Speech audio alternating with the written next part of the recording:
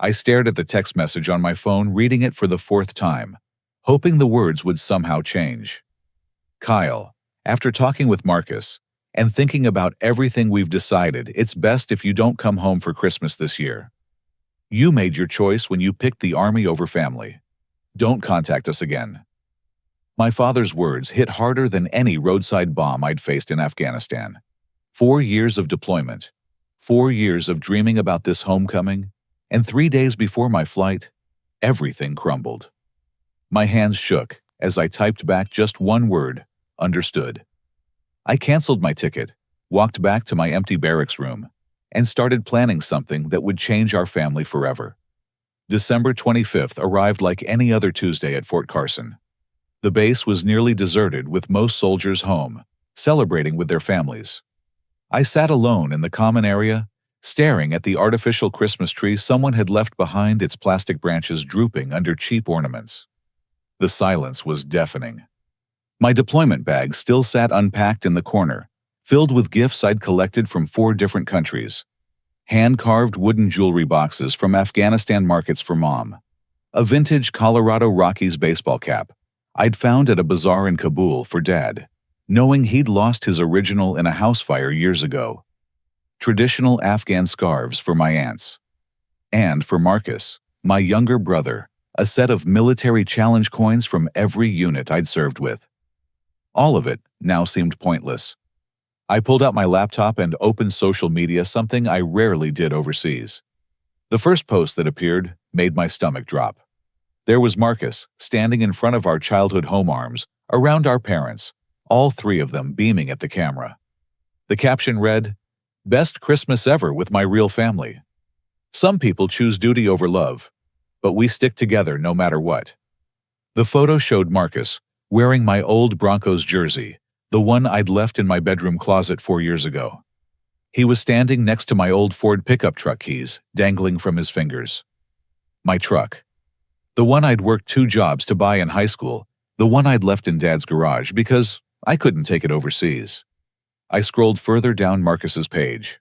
Post after post showed him living in my childhood bedroom, driving my truck to job interviews, taking girlfriends out to dinner. But what really caught my attention were the comments from family friends. "So glad Marcus is there to take care of your parents now that Kyle's gone completely AWOL. Your brother really abandoned you guys, huh? Good thing you stepped up, Marcus. Heard Kyle got discharged dishonorably and won't even return phone calls. Family loyalty means everything." My blood ran cold. Discharged dishonorably, I was an active duty staff sergeant with commendations. AWOL. I'd been deployed to one of the most dangerous regions in Afghanistan, leading convoy security missions. Won't return phone calls? I'd sent letters, emails, and made expensive international calls every week for 4 years.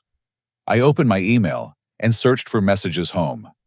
Hundreds of sent emails appeared, but when I checked my inbox, there were almost no replies. In 4 years, I'd received maybe 10 responses from my family, all brief and cold. I'd assumed they were just bad at technology, busy with their lives. Now I was beginning to suspect something else entirely. I walked to my storage locker and pulled out a shoebox filled with letters I'd written, but never sent letters I'd planned to give them in person when I came home. Letters describing the children I'd helped in Afghan villages, the schools we'd protected, the families we'd kept safe.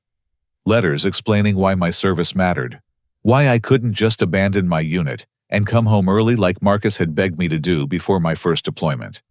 One letter written after a particularly difficult mission caught my eye. I'd poured my heart out about losing my squad leader to an IED, about the guilt I carried about how much I missed home, but couldn't leave my brothers in arms. I'd planned to share it with Dad, hoping he'd understand that duty and love weren't mutually exclusive. Now, none of it mattered. According to my family, I was the villain in this story. But as I sat there, something didn't add up. I remembered my parents differently.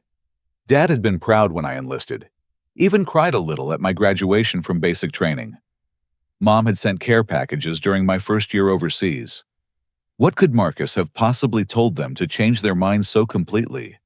I opened my laptop again and did something I'd never done before. I searched my own name online. What I found made me reach for my phone to call Colonel Rivera immediately. The search results showed Marcus Kyle Patterson applying for veterans benefits in Colorado Springs. Marcus Kyle Patterson receiving approval for PTSD counseling through the VA. Marcus Kyle Patterson claiming service-connected disability payments. Marcus Kyle Patterson. My brother had been using my middle name as his first name and applying for benefits that belonged to me. But the dates were all wrong. According to these documents, I'd been discharged 2 years ago and had been receiving counseling and disability payments in Colorado Springs, while I was actually deployed overseas. My hands trembled as I scrolled through page after page of forged documents. Discharge papers with my name, but Marcus's signature. VA appointment confirmations sent to my parents' address. Benefit payment confirmations totaling thousands of dollars. Colonel Rivera answered on the second ring. Patterson, what are you doing calling on Christmas Day? Aren't you supposed to be on leave? Sir, I need to report suspected identity theft and fraud involving military benefits. My voice sounded steadier than I felt. It involves my family, and I think it's been going on for years. The silence on the other end of the line stretched for nearly 30 seconds. When Colonel Rivera spoke again, his tone had shifted from casual to official. Son, you need to come to my office first thing tomorrow morning.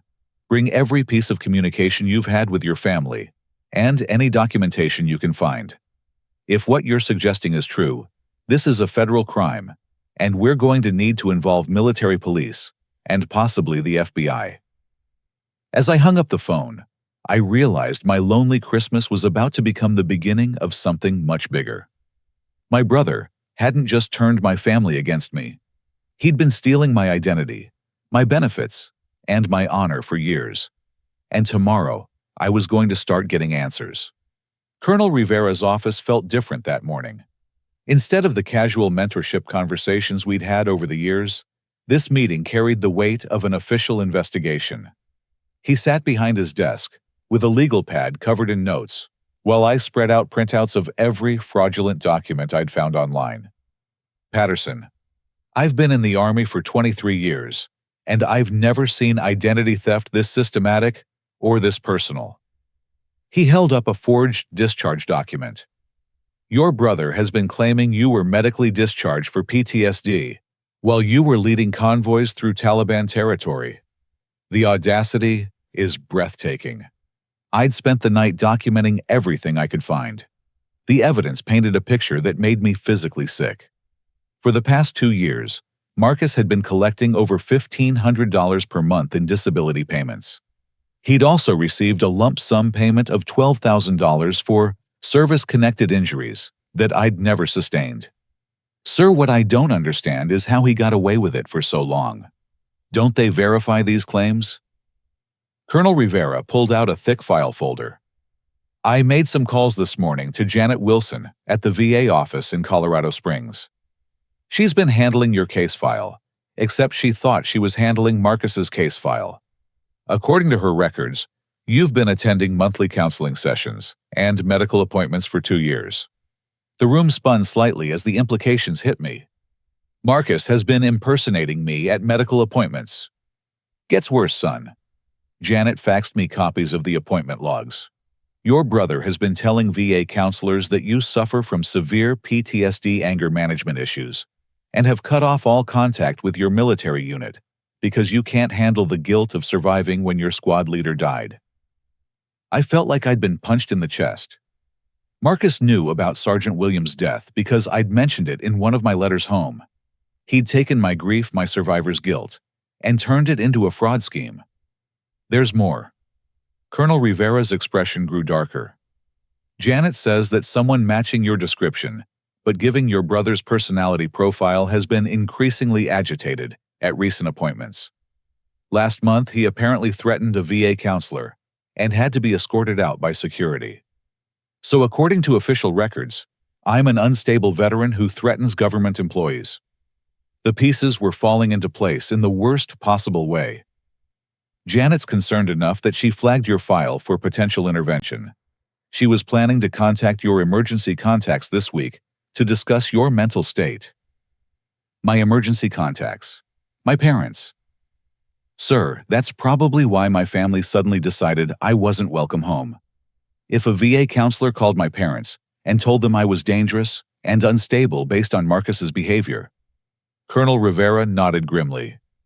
Your brother set you up perfectly. He's been collecting your benefits, ruining your reputation with the VA, and poisoning your family against you. All while you were overseas, serving your country. I pulled out my phone and showed him the social media posts I'd screenshotted. And he's been living my life back home, driving my truck, sleeping in my room, presenting himself as the good son who stayed to take care of the family. We need to contact Criminal Investigation Division immediately. This level of fraud requires federal intervention.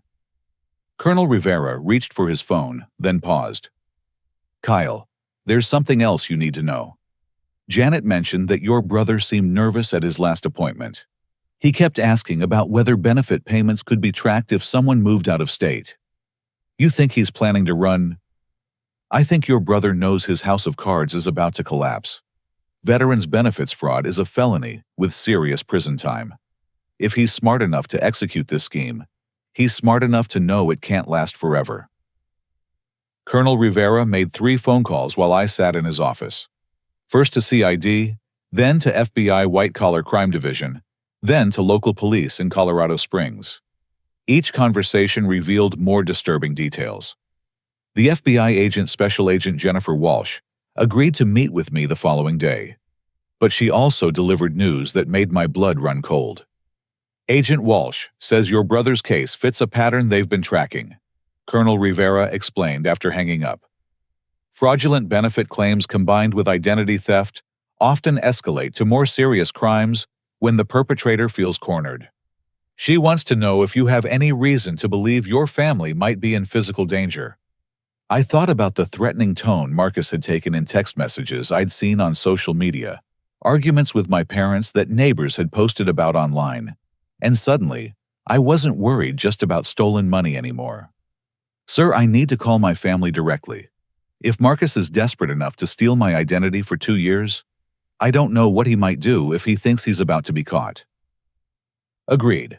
But first, we're going to set up a recording device. If your family is in danger, we need documented evidence of everything your brother has done.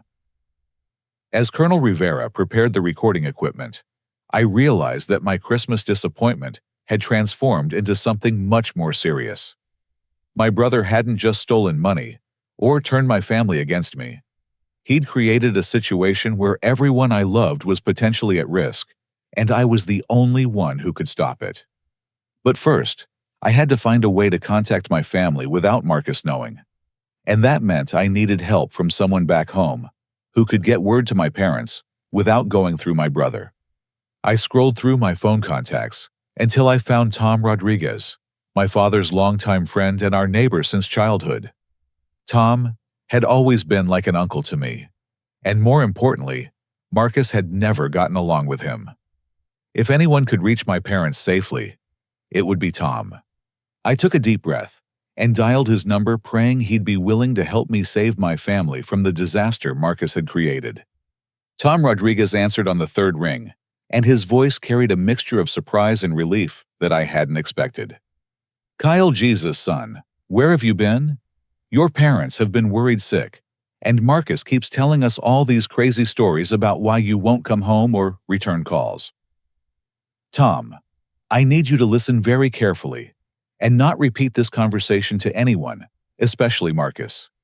I've been deployed in Afghanistan for the past 4 years, and I just discovered my brother has been stealing my identity and defrauding the government. But there's more, and I think my family might be in danger. The silence stretched so long I thought the call had dropped. When Tom finally spoke, his voice was barely above a whisper. Kyle, your brother told your parents you were discharged 2 years ago for mental health problems. He said you've been living in Denver, refusing to see them because you blame them for not supporting your military career. Your father has been heartbroken thinking you hate him. Tom, I've been in Afghanistan leading convoy security missions. I have documentation proving I'm active duty. Marcus has been impersonating me at VA appointments and collecting disability payments. But that's not why I'm calling. I paused, knowing what I was about to tell him would sound unbelievable. I think Marcus is in serious trouble with dangerous people, and my parents might get hurt because of it. What kind of trouble? I spent the next 20 minutes explaining everything I'd discovered about the benefit fraud. Tom listened, without interrupting, occasionally making sounds of disbelief or anger. When I finished, he was quiet for a long time. Kyle, there's things you don't know about what's been happening here. Tom's voice carried a weight that made me grip the phone tighter. Your brother has been acting strange for months. Real paranoid jumpy. Your father mentioned Marcus has been getting threatening phone calls at all hours, but Marcus told him they were from your old army buddies, who were angry at you for abandoning your unit. My stomach dropped. What kind of threatening calls? The kind that mentions specific amounts of money and specific deadlines. Your father's been answering some of them by accident, and the callers ask for Marcus, but mention your name. They've been saying things like, "Tell Kyle he has until New Year's to pay up, or we're taking the house." They're threatening to take the house, Tom. My parents don't owe anyone money. Their mortgage was paid off years ago. That's what I thought too, until I saw paperwork your father was trying to understand last week. He showed me documents that looked like Marcus had put the house up as collateral for some kind of loan. Your dad was confused, because he never signed anything but the papers had his name on them. The pieces clicked together with horrifying clarity. Tom Marcus hasn't just been stealing my identity. He's been forging my father's signature too. How much money are we talking about? The papers your dad showed me mentioned $50,000. But Kyle, there's something else. Something I probably should have reported to police already. Tom's voice dropped even lower. Marcus has been getting physical with your father during arguments. Your mother asked me not to say anything, because she's embarrassed. But last week, I saw bruises on your dad's arms. When I asked about it, your mom said, Marcus gets angry when your father questions him about the phone calls or the money situation. I felt rage building in my chest like nothing I'd experienced even in combat. Marcus is hurting Dad. Your mother's scared, Kyle. She doesn't understand what's happening with the money or why these people keep calling, and Marcus has convinced her that it's somehow connected to your military service gone wrong. She thinks you got involved with bad people overseas, and now those problems are following the family. I need to talk to my parents directly, but I can't let Marcus know I'm trying to reach them. That's going to be difficult. Marcus barely leaves the house anymore, and when he does, he takes your mother's phone with him. Says he's protecting the family from more threatening calls. Your parents are essentially prisoners in their own home, Kyle. I looked up at Colonel Rivera, who'd been listening to my side of the conversation. He was already reaching for his phone to call Agent Walsh back. Tom, I'm going to ask you to do something dangerous, and I'll understand if you say no. But I need you to find a way to tell my parents that I'm coming home, and that I'm going to fix this. Don't tell them about the fraud yet. Just tell them I never abandoned them, and that I've been overseas this whole time. Kyle, if these people Marcus owes money to are as dangerous as they sound, and if your brother is desperate enough to hit your father coming home, might put you in danger too. Tom, I've spent 4 years in a war zone. I'm not afraid of some loan sharks in Colorado Springs, but I am afraid of what Marcus might do to my family if he gets cornered. How much time do we have before this New Year's deadline? Today's December 27th, so we've got 4 days. But Kyle, there's one more thing you need to know. Yesterday, I saw Marcus loading boxes into your truck. When I asked him about it, he said he was moving some things to storage. But those boxes looked like they were packed for travel, not storage. He's planning to run. I closed my eyes, trying to think through the tactical situation, like I would plan a military operation. Tom, if Marcus disappears and leaves my parents to face these loan sharks alone, they could be seriously hurt or lose their home. What do you want me to do? Keep watching the house, but don't let Marcus see you. If he tries to leave with those boxes, call the police and tell them you're reporting a theft of your neighbor's truck. That might buy us time. And if the loan sharks show up before you get here, I looked at Colonel Rivera again. He was already on the phone with Agent Walsh, explaining the immediate danger to my family. When he caught my eye, he nodded and gave me a thumbs up. Tom, Agent Walsh from the FBI, is coordinating with local police in Colorado Springs. If you see anyone threatening my family, call 911 immediately and mention Agent Walsh's name. Help is coming, but I need to get there first. Kyle, be careful. Your brother has had 2 years to plan this, and he's got nothing left to lose. People do crazy things when they're cornered. As I hung up the phone, I realized that my mission had shifted. This wasn't just about clearing my name or recovering stolen money anymore. Marcus had put my parents in immediate physical danger, and I had 4 days to save them before he disappeared and left them to face the consequences alone. Colonel Rivera finished his call and looked at me with the expression he used before sending soldiers into dangerous situations. Agent Walsh is fast-tracking your case. She's also coordinating with local police to establish surveillance on your family's house. But Kyle, she needs you in Colorado Springs as soon as possible. You're the only one who can identify Marcus positively and testify about the fraud. Sir, I need emergency leave to handle this family crisis. Already approved. You're flying out this afternoon. Agent Walsh will meet you at the airport. He handed me a folder, thick with documents. Everything we've found so far is in there. Kyle, bring your brother home safely if you can, but protect your family first. As I packed my bag for the second time in a week, I realized I was heading into the most important mission of my military career. Except this time, the people I was fighting to protect were the same people who thought I'd abandoned them. And the enemy I was facing was my own brother. Agent Jennifer Walsh met me at Colorado Springs Airport, looking nothing like the federal agents in movies. She was probably in her 40s, wearing jeans and a University of Colorado sweatshirt, and could have been anyone's suburban mom picking up relatives for the holidays. But when she shook my hand, her grip was firm, and her eyes were all business. Sergeant Patterson, we've got a situation that's escalating faster than we anticipated. Your brother withdrew $8,000 from 3 different banks this morning, using accounts connected to your forged identity. We've also identified the loan shark he owes money to, and this guy doesn't mess around. She handed me a file as we walked to her car. Inside was a photo of a man in his 50s, with slicked-back gray hair and expensive jewelry. Eddie Castellano. He runs a loan operation that targets desperate people with asset-backed loans. Your brother put your family's house up as collateral without your parents' knowledge or consent. How is that even possible? Don't banks verify signatures? Your brother has gotten very good at forgery over the past 2 years. He's had practice with your military documents, your father's financial papers, and apparently even your mother's signature on insurance forms. This wasn't amateur hour, Kyle. Marcus planned this systematically.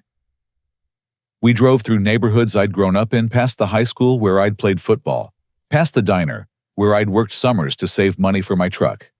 Everything looked smaller than I remembered, but also more precious. The idea that Marcus might cause my family to lose their home in this community, where we'd built our entire lives, made me furious. Agent Walsh, what's the timeline on Castellano's deadline? January 1st, 3 days from now. If your brother doesn't pay the $50,000 he owes, Castellano takes possession of the house, and your parents become homeless. But there's another problem we discovered this morning. She pulled into the parking lot of a coffee shop and turned to face me directly. Your brother purchased a one-way ticket to Mexico City. The flight leaves tomorrow night, December 31st, just hours before his debt comes due. He's planning to disappear and leave my parents to face this alone. That's what it looks like. But Kyle, there's something else you need to know. We've been monitoring communications related to this case, and your brother made a phone call this morning that changes everything. Agent Walsh played an audio recording from her phone. Marcus's voice was clearly audible, though he sounded panicked and desperate. Eddie, I know what we agreed, but I need more time. The house is worth way more than 50 grand. You'll get your money. But I can't get access to my brother's military pension until next month because of some paperwork issues. Marcus, we've been through this. January 1st, or I take the house. Your parents can find somewhere else to live. Look, my brother's coming home from overseas next week. He's got money saved up from deployment, and he'll want to help the family. Just give me until then. You told me your brother was dead, Marcus. You told me he died in Afghanistan, and that's why you inherited his benefits. Now you're saying he's coming home. Which is it? The silence on the recording stretched for nearly 10 seconds before Marcus spoke again, his voice much quieter. He's not really dead. I just needed the story to work for the benefit applications. But Eddie, he's got money, and he cares about the family. If you threaten my parents, he'll pay anything to protect them. So your plan is to extort your war hero brother to pay your gambling debts. That's a new low even for you, Marcus. But here's the thing. I don't care who pays me as long as I get paid. If your brother's got money, maybe we should have a conversation with him directly. Agent Walsh stopped the recording and looked at me grimly. Kyle, your brother has essentially painted a target on your back. Castellano now knows you exist, knows you're military, and thinks you have access to large amounts of money. So when I show up to help my family, I'm walking into a trap. That's one way to look at it. The other way is that you're the key to solving this whole situation, but only if we're strategic about it.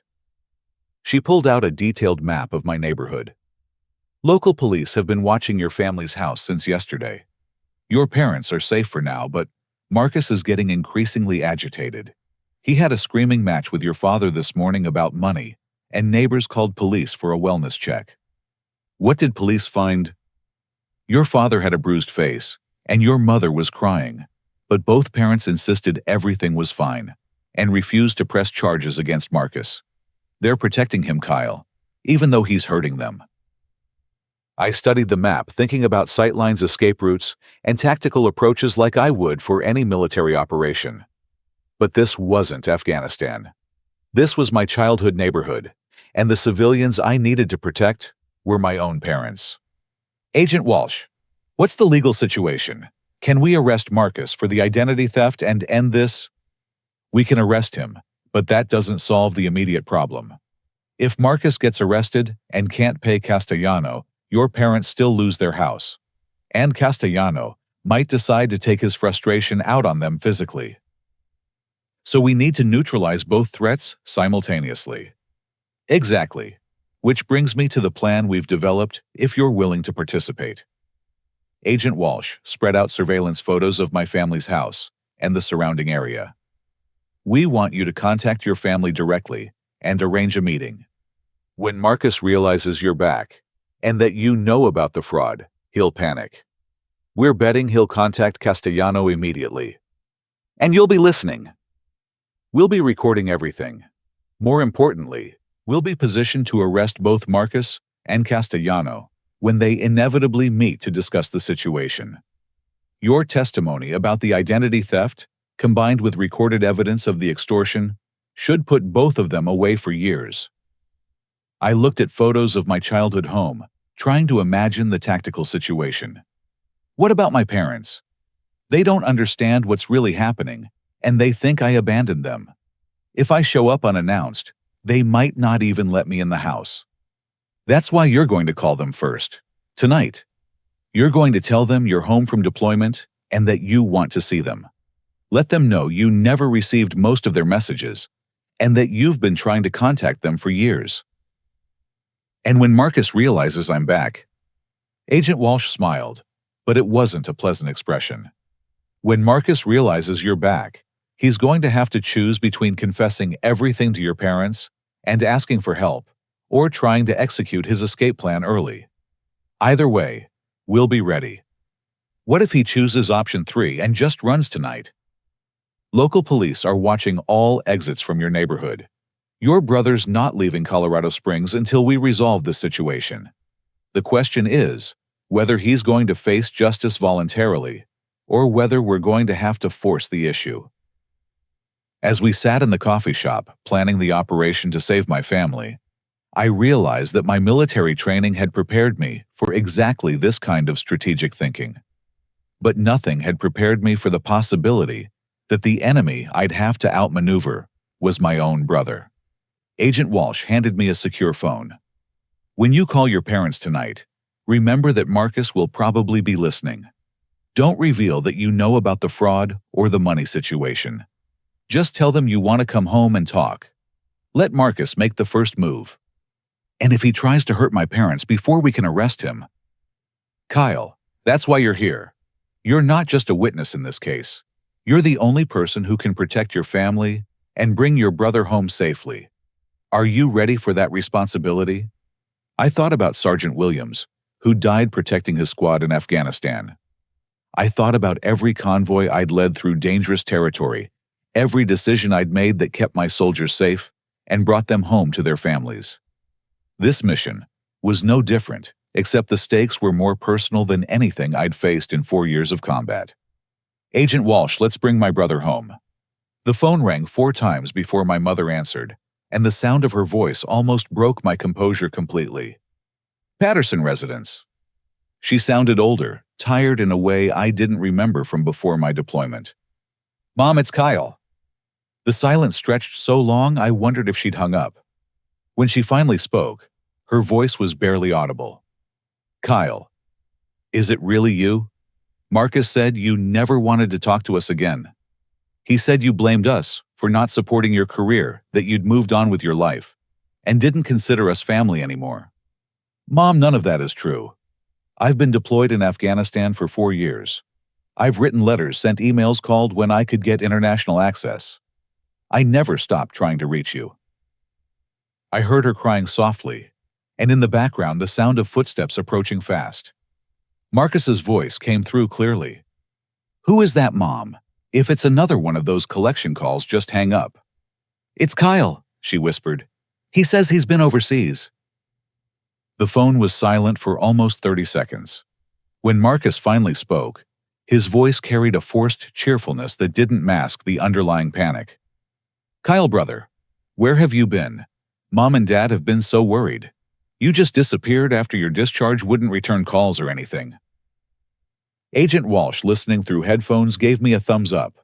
Marcus was already lying, and we were recording everything. Marcus, I was never discharged. I'm active duty, just returned from deployment.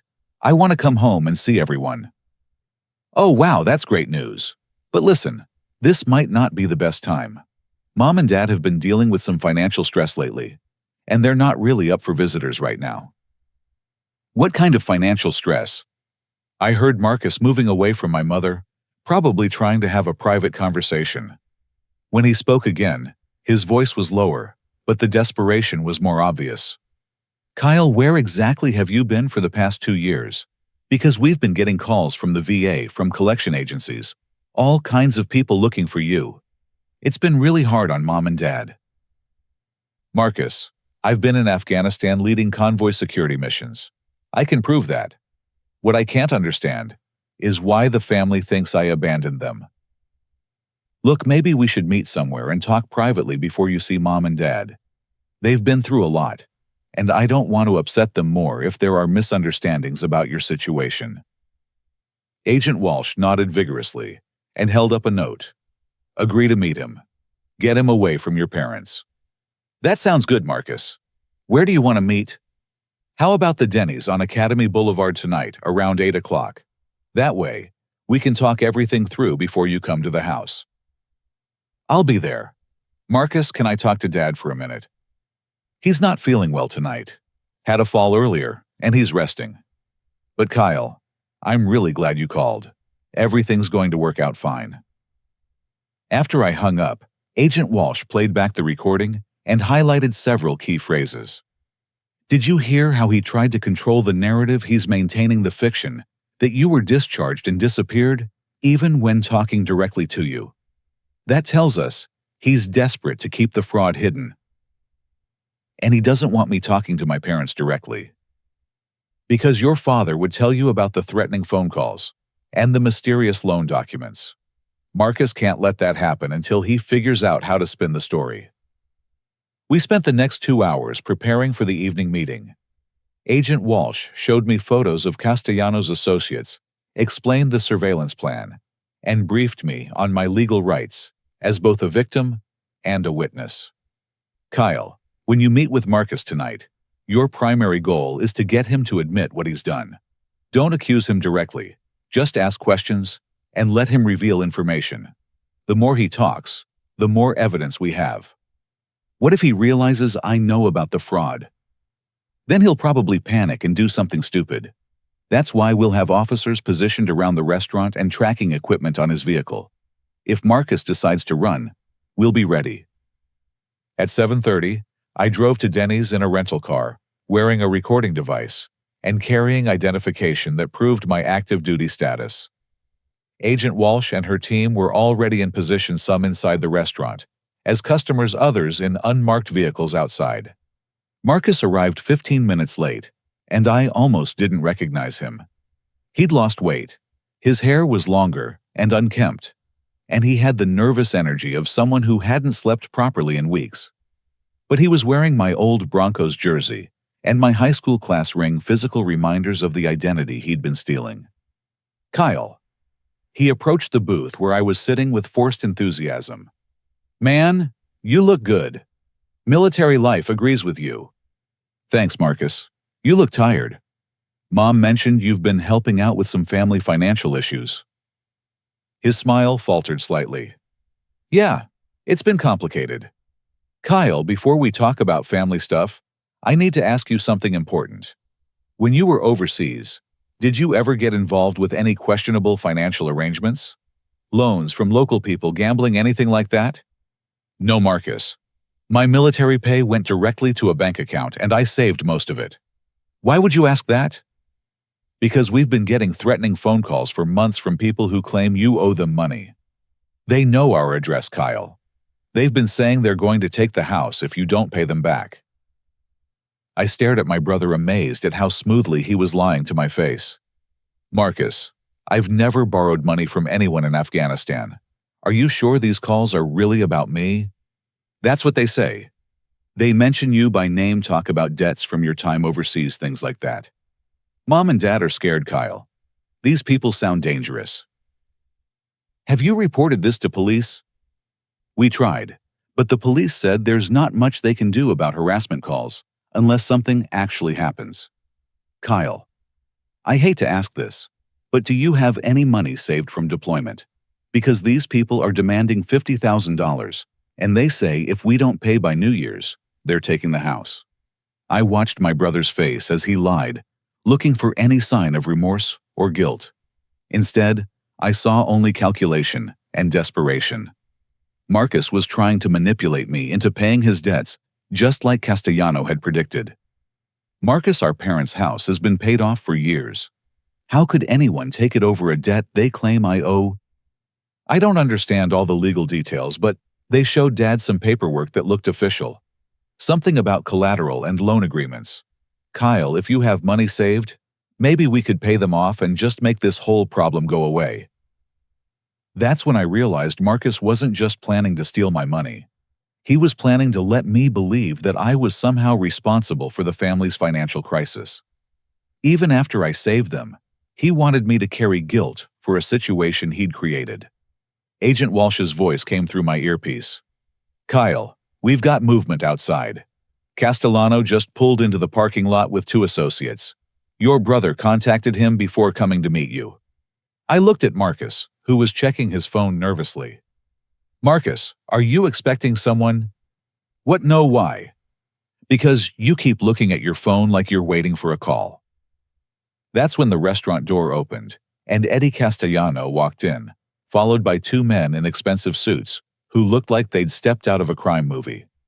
Castellano spotted our booth immediately and headed straight toward us. Marcus went pale and started to stand up, but I grabbed his wrist. Don't move, Marcus. I think we're about to get some answers about these mysterious phone calls. As Castellano approached our table, I realized that my brother's web of lies was about to collapse completely. The question was, whether I could protect my family when it did. Eddie Castellano slid into the booth beside Marcus, like he owned the place, while his two associates positioned themselves where they could watch the restaurant entrance. Up close, Castellano looked exactly like what he was, a predator who made his living off other people's desperation. "So you must be Kyle." His voice was smooth, almost friendly. "Your brothers told me so much about you. War hero saved up all that deployment money, cares about family above everything else." I glanced at Marcus, whose face had gone from pale to gray. "I'm sorry, I don't think we've been introduced. Eddie Castellano. I'm the man your brother owes $50,000 to. The man who's going to take your family's house in 2 days if that debt isn't paid." He smiled, but his eyes stayed cold. "Marcus here thought you might be interested in helping with that family problem." "I don't understand. Marcus told me you were calling about debts I supposedly owed from overseas." Castellano laughed, a sound with no humor in it. "Kid, your brother's been lying to everyone for so long. I don't think he remembers what the truth looks like anymore. You don't owe me anything. Marcus does." I turned to look at my brother directly. "Marcus, what's he talking about?" "Kyle, I can explain everything. It started small, just a few bets to try to win money to help mom and dad with their medical bills. But then, I got in deeper, and I needed collateral for loans, and the house was just sitting there." "You used mom and dad's house as collateral for gambling debts." I kept my voice level, but I could feel anger building in my chest like pressure behind a dam. "I forged some documents, yes, but I was going to pay it all back before anyone found out. That's why I needed time. If you'd just come home when I asked you to, instead of staying overseas playing soldier, none of this would have happened." Castellano interrupted before I could respond. "Marcus, you're missing the best part of the story. Tell your brother about the veteran benefits." I watched my brother's face crumble as he realized Castellano knew about the fraud. "Kyle, I'm sorry. I needed money and you were overseas anyway, and the benefits were just sitting there not being used." "What benefits, Marcus?" "Your disability payments. I've been collecting them for 2 years. I told the VA that I was you, that you were discharged with PTSD, and they've been sending checks every month." The pieces of the puzzle finally clicked into place completely. "So, you've been stealing my identity, ruining my reputation with my family, and using my benefits to fund gambling debts. I was going to pay it all back. With what money, Marcus? You just admitted you've been gambling away everything you steal." Castellano leaned forward across the table. "Kyle, here's where you come in. I don't care about your family drama. I just want my $50,000. Your brother doesn't have it, but he says you do. So we can handle this one of 2 ways. I'm listening. Option 1, you pay your brother's debt, and everyone walks away happy. Your parents keep their house. Marcus learns a valuable lesson about gambling, and I get my money. And Option 2. I take possession of your family's house on January 1st. Your parents become homeless in the middle of winter, and your brother disappears to Mexico while they deal with the consequences." I looked at Marcus, who was staring at the table and couldn't meet my eyes. "Marcus, is that true? Are you planning to run away and leave mom and dad homeless?" "I bought a plane ticket, yes, but only as backup in case I couldn't find another solution. Kyle, if you help me this one time, I swear I'll never gamble again. I'll get a job. I'll pay you back every cent. I'll make this right." "You've had 2 years to make it right, Marcus. Instead, you destroyed my relationship with our parents and put them in danger." Castellano pulled out his phone and showed me photos of my family's house. "Nice place. Been in your family a long time, I bet. Be ashamed to lose it over something as stupid as gambling debts." That's when I heard Agent Walsh's voice in my earpiece. "Kyle, we've got everything we need. When I give you the signal, get down and stay down." I looked directly at Castellano. "You're right. It would be a shame to lose the house. But before I agree to anything, I want to make sure I understand the situation completely. What's to understand? Your brother owes money, you pay it, problem solved." But what guarantee do I have that this is the only debt? What's to stop Marcus from gambling away whatever money I give him and owing you even more next month?"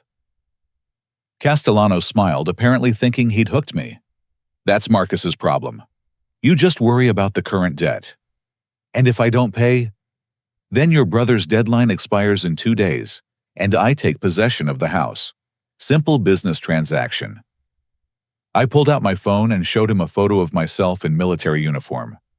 "Mr. Castellano, I need to tell you something. I'm not just some soldier with deployment savings. I'm a staff sergeant who's been working with military investigators and the FBI to track down whoever's been stealing my identity and defrauding the government." The temperature at the table dropped about 20 degrees.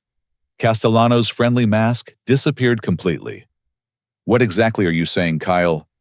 "I'm saying that every word you've spoken tonight has been recorded by federal agents. I'm saying that extorting military personnel is a federal crime.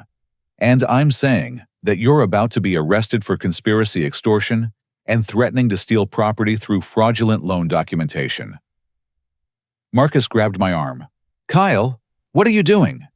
These people will hurt Mom and Dad if you don't pay them." "No, Marcus. These people are going to prison, and so are you for identity theft fraud and forging federal documents." Castellano started to stand up, but Agent Walsh's voice came through the restaurant's PA system. "Federal agents, everyone remain seated with your hands visible." The restaurant erupted in controlled chaos as FBI agents and local police surrounded our booth. Castellano and his associates were handcuffed and read their rights while Marcus sat frozen in disbelief. "Kyle, you set this up. You've been working with the FBI this whole time." "I've been trying to save our family from the disaster you created, Marcus. The disaster you were planning to run away from and leave Mom and Dad to handle alone." Agent Walsh approached our table with local detective Martinez. "Marcus Patterson, you're under arrest for identity theft fraud and conspiracy. You have the right to remain silent." As they read Marcus his rights, he kept looking at me like he couldn't understand what had happened. "Kyle, I'm your brother. How could you do this to me?" "Marcus, I'm not doing this to you. I'm stopping you from destroying our family. There's a difference." Agent Walsh handed me a folder of legal documents. "Kyle, we've recovered most of the fraudulent benefit payments and documented all of the forged loan paperwork. Your parents' house was never legally used as collateral because the loan documents were all forgeries. They're not going to lose their home." "What happens to Marcus?" "That depends on him. He's facing federal charges that could mean years in prison. But if he cooperates fully, pleads guilty, and agrees to make restitution, we might be able to work out a deal that includes rehabilitation instead of just incarceration." I watched them lead my brother away in handcuffs, and for the first time in days, I felt something other than anger. I felt sad. Marcus had made choices that hurt everyone who loved him, but he was still my little brother. The kid I'd taught to ride a bike, the teenager I'd helped with homework, the young man I'd hoped would find his own path to success and happiness. Detective Martinez handed me his business card. "Kyle, we're going to need you to come to the station tomorrow to finish your statement. But tonight, why don't you go home and see your parents? They're going to need you to help them understand what happened here." As I drove toward my childhood home for the first time in 4 years, I realized that the hardest part of this mission was just beginning. I'd saved my family from financial ruin and physical danger, but now I had to help them heal from the emotional trauma of learning that one son had betrayed them while trying to turn them against the other. The porch light was on when I pulled into the driveway, just like it had been every night of my childhood. Some things, at least, hadn't changed. 3 months later, I stood in my parents' kitchen on Easter morning, watching my father flip pancakes, while my mother set the table for 4 people instead of 3. The 4th place setting was for Marcus, who would be joining us for his first family meal since entering the rehabilitation program at the Veterans Administration Treatment Center in Denver.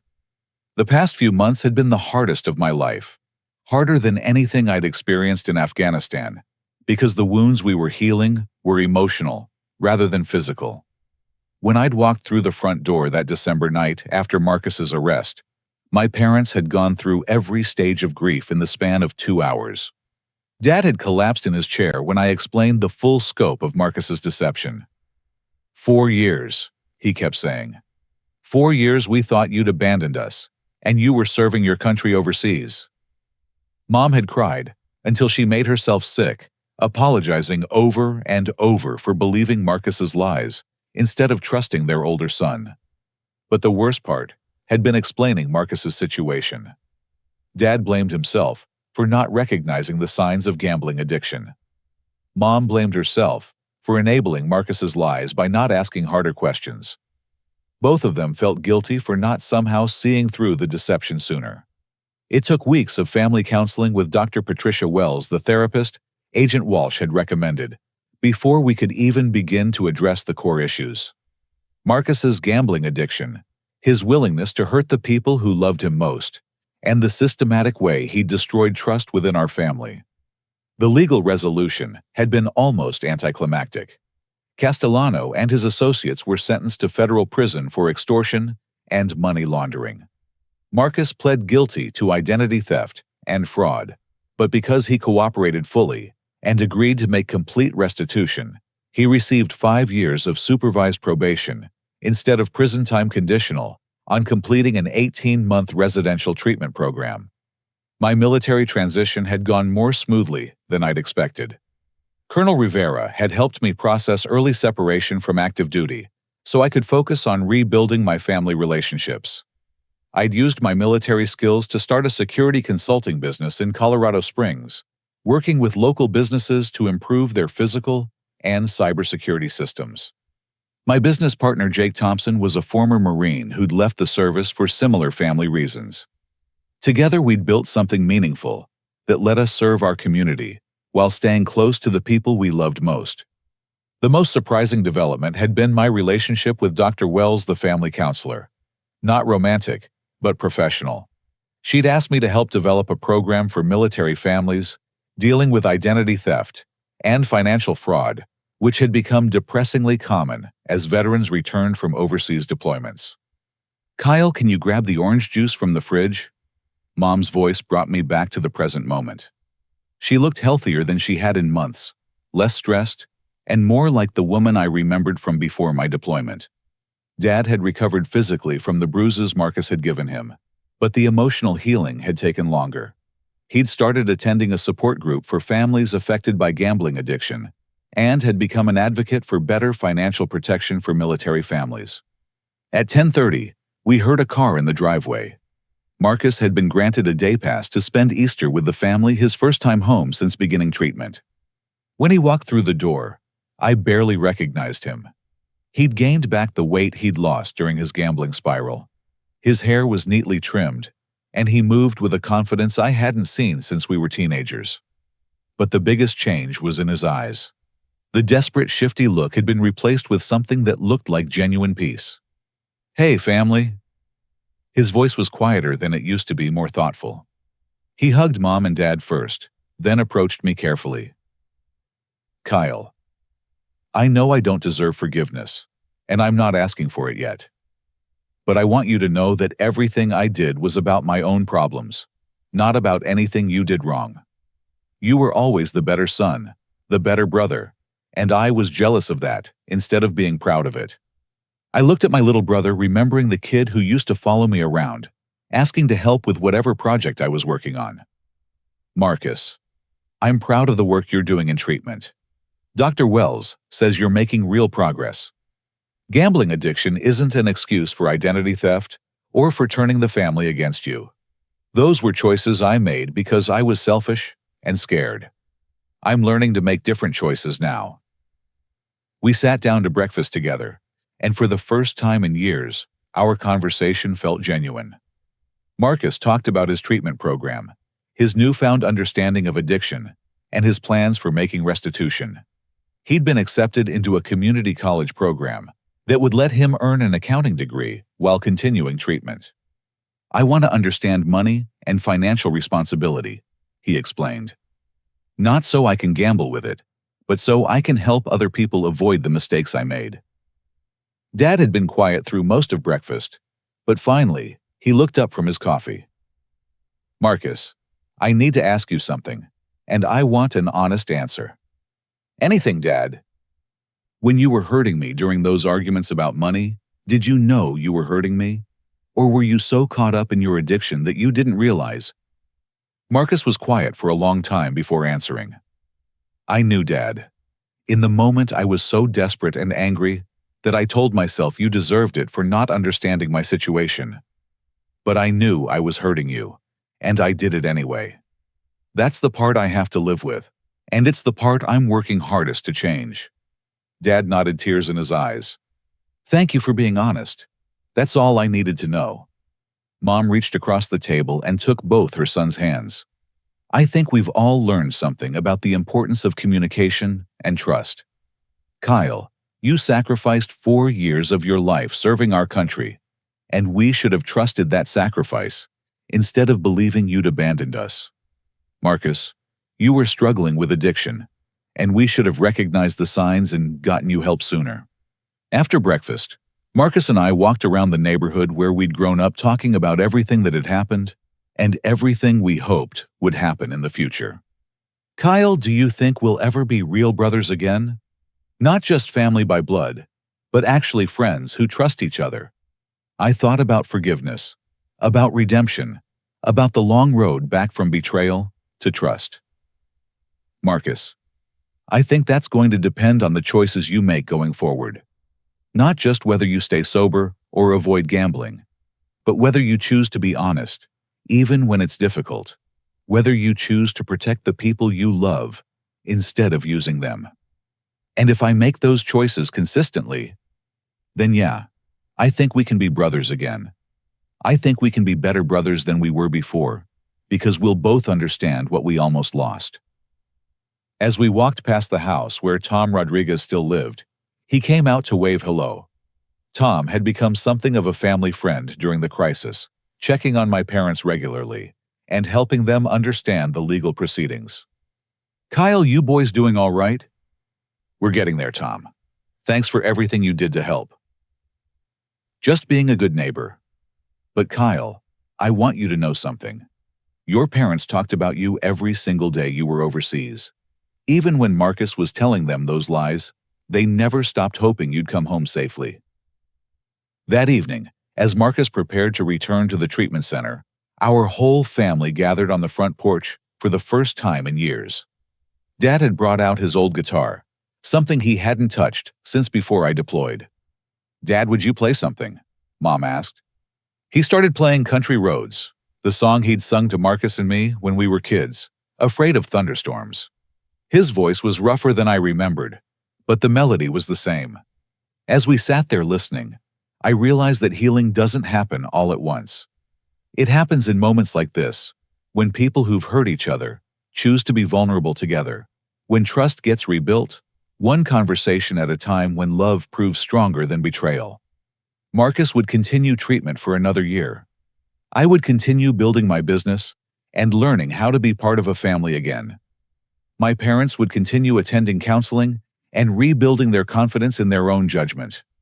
But we would do all of it together as a family that had survived the worst kind of betrayal and chosen forgiveness over revenge, healing over resentment. 6 months later, my security consulting business had grown large enough that I needed a partner with financial expertise. Marcus had completed his accounting program and demonstrated consistent sobriety and honesty in all his dealings.